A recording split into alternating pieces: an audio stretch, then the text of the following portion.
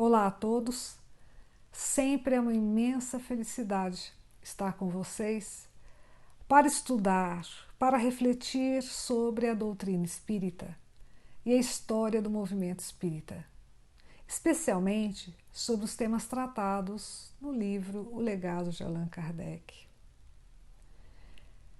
Em que contexto de ideias foi publicada a obra A Gênese, os Milagres e as Predições segundo o Espiritismo, de Allan Kardec?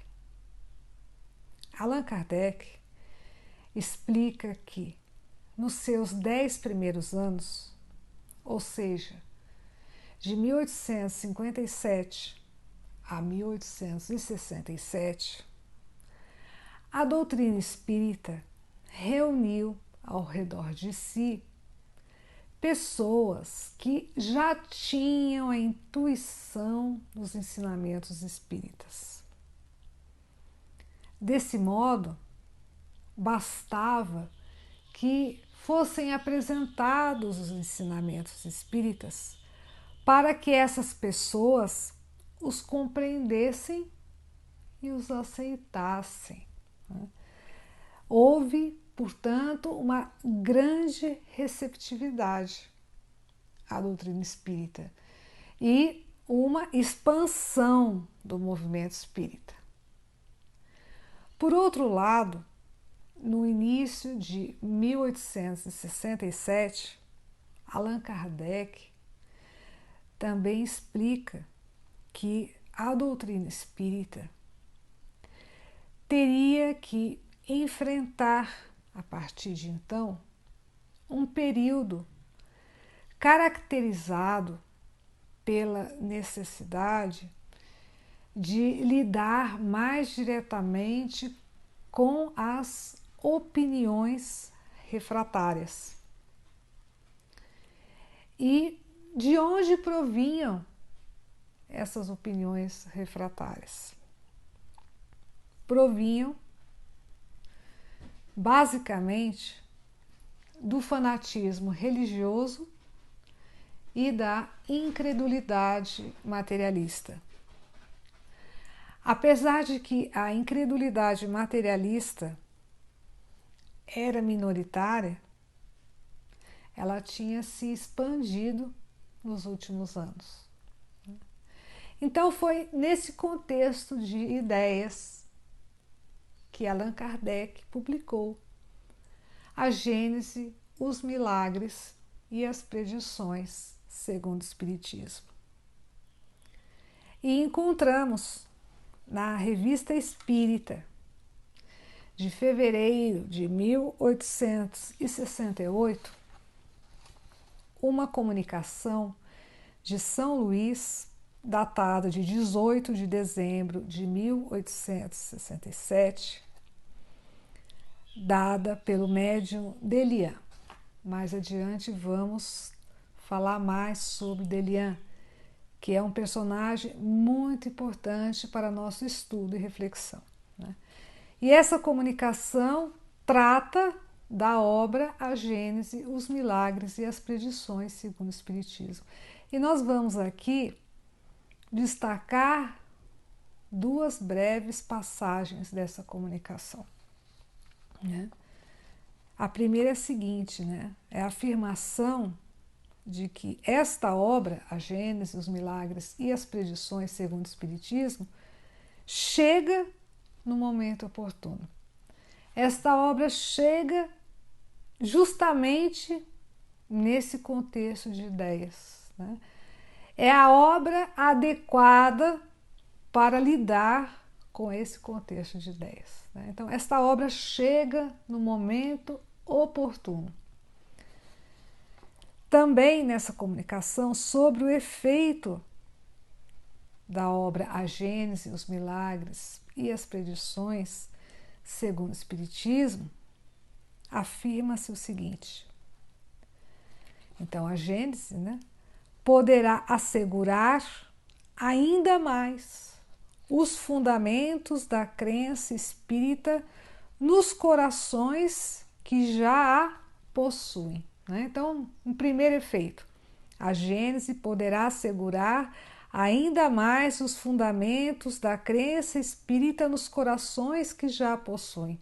Então, a Gênese poderá assegurar ainda mais a crença espírita entre aquelas pessoas que receberam o espiritismo mais facilmente, que já tinham intuição dos conhecimentos espíritas, né? Então, ela se dirige também a essas pessoas. Outro efeito é o seguinte: e fará com que todos os dissidentes deem um passo adiante em direção à unidade, com exceção, não obstante, daqueles que o são por interesse ou por amor próprio, né? Vamos analisar esse segundo efeito, né? Fará com que todos os dissidentes, todos aqueles que discordam, que divergem, né, da doutrina espírita, quem seriam eles? Né? Justamente os incrédulos, materialistas e os fanáticos religiosos. O que eles poderão fazer? Mediante o estudo da obra Gênesis, os Milagres e as Predições segundo o Espiritismo, eles poderão dar um passo adiante em direção à unidade. E nós nos perguntamos, mas que unidade é essa, né? É a unidade de crença. Nós não vamos aprofundar nesse tema, neste vídeo, né? Mas aqueles que desejam estudar sobre o assunto poderão ler a obra Gênesis, os Milagres e as Predições segundo o Espiritismo, capítulo 17, itens 31 e 32, né? Então, todos os dissidentes podem dar um passo adiante em direção à unidade de crença, mas com exceção daqueles que o são por interesse ou por amor próprio, né? Então, os dissidentes por interesse ou por amor próprio, esses estariam estagnados, né? Não dariam esse passo adiante em direção à unidade de crença. E isso nós verificamos, né? Seja qual for a ideia da qual estamos tratando. Porque aqueles que discordam, porque têm interesses pessoais, ou porque têm um amor próprio, orgulho de não admitirem que estão equivocados, que o outro tem razão, como se diz popularmente, aqueles que não querem dar o braço a torcer, né? Esses vão permanecer intransigentes em suas posições, né? Não vão se deixar levar, né? E pelo menos refletir de maneira imparcial sobre as ideias novas que lhes são apresentadas, né? Eles ficarão com as suas ideias que atendem a seus interesses, né? E que também satisfazem seu amor próprio. Então vemos aí, né, nessa comunicação de São Luís sobre a obra Gênese, os Milagres e as Predições segundo o Espiritismo, que essa obra tem efeitos sobre aqueles que já aceitaram a doutrina espírita e também sobre os dissidentes, exceto aqueles que o são por interesse ou amor próprio. Já na introdução à obra Gênesis, os Milagres e as Predições segundo o Espiritismo, se dirige às opiniões refratárias, né, ao fanatismo religioso e à incredulidade materialista, já na introdução, né, e também ao longo do seu conteúdo. Mas na introdução lemos o seguinte: ao demonstrar a existência do mundo espiritual e suas relações com o mundo material, o Espiritismo fornece a chave para a explicação de uma imensidade de fenômenos incompreendidos e considerados, por isso mesmo, inadmissíveis por parte de uma certa classe de pensadores. Então vamos analisar essa frase, né?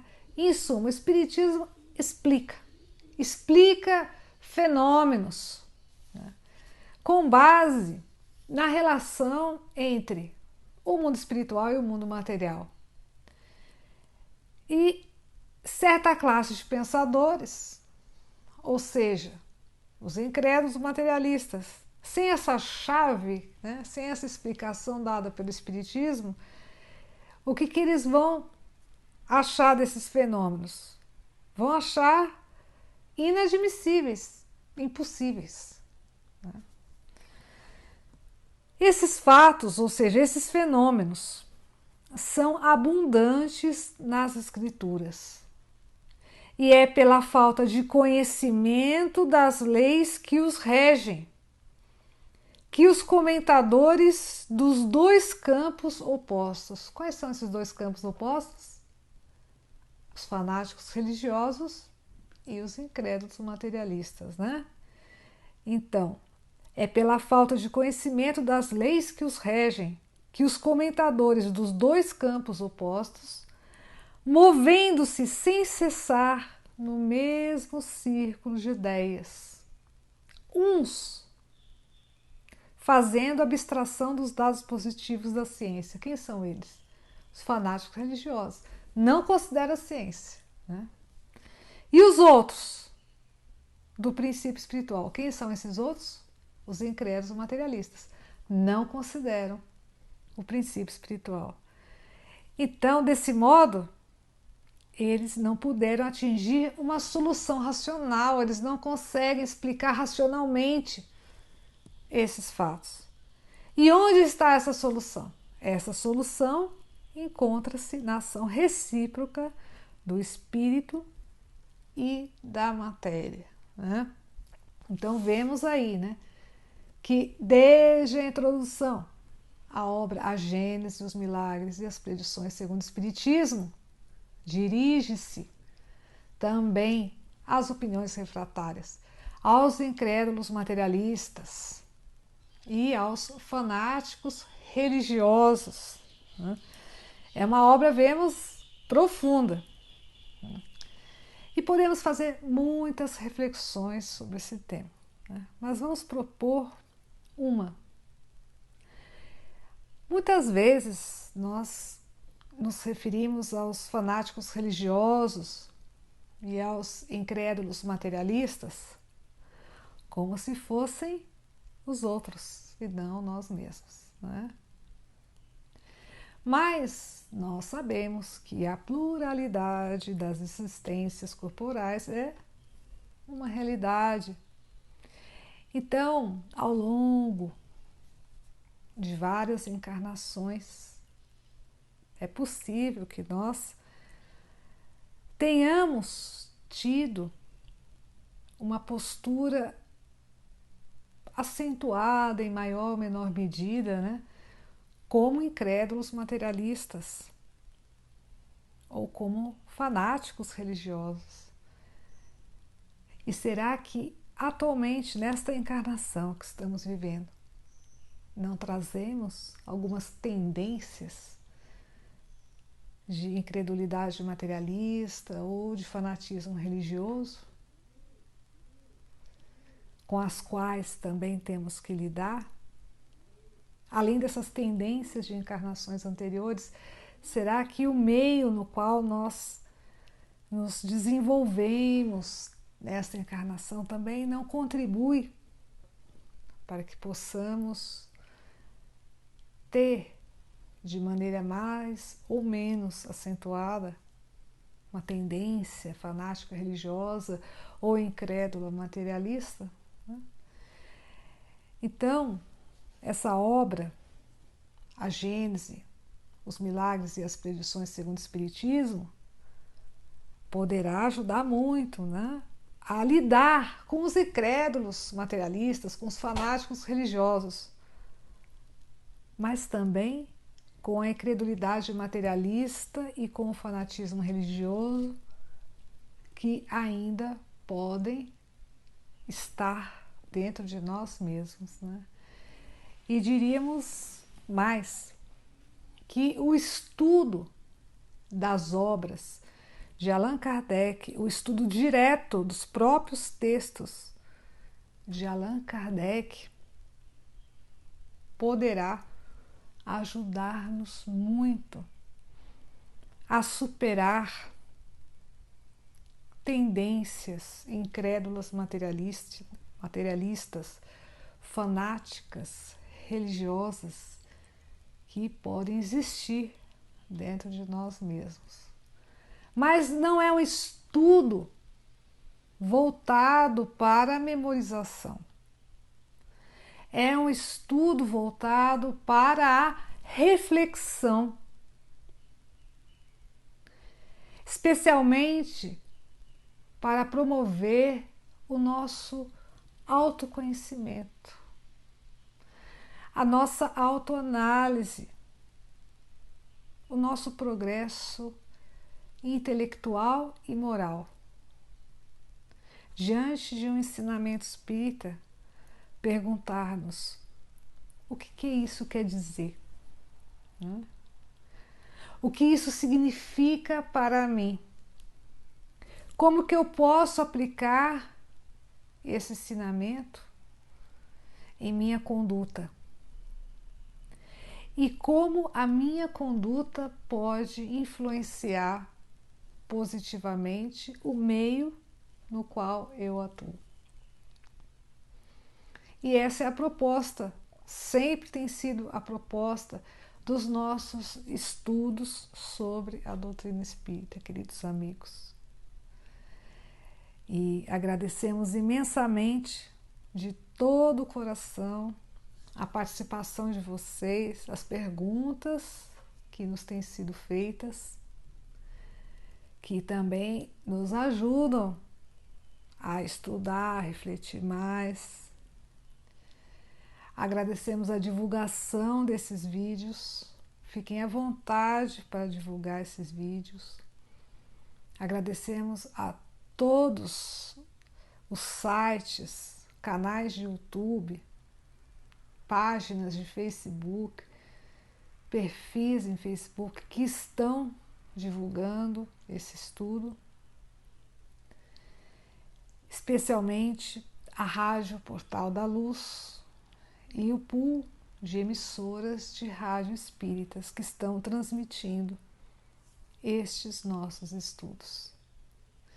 E desejamos a todos, de coração, muita paz, muita saúde e muita felicidade.